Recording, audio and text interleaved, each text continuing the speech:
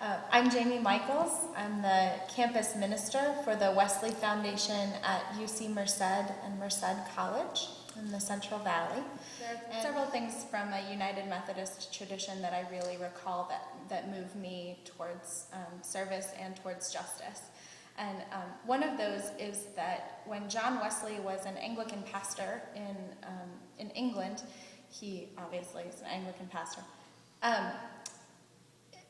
the only place that you could go to hear Bible stories was the church, and the only people who were allowed in the church were people who were wealthy. And John Wesley believed that everybody should have access to the Bible, so everybody has to know how to read, and everybody has to be able to go to church. So he started illegally preaching in mining communities and in immigrant communities, and he started opening schools at those churches because people had to know how to read. And this was a revolutionary act, and an act that really was based in giving all people the opportunity to hear the good news of resurrection, of grace, and of peace.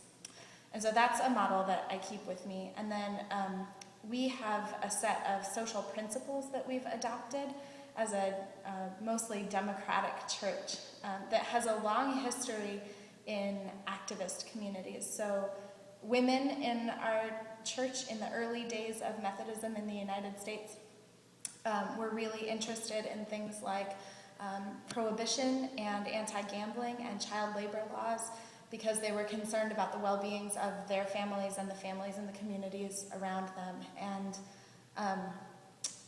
keeping that history and being a part of that tradition is something that I feel a lot of community with them, and I feel compelled to continue in that tradition.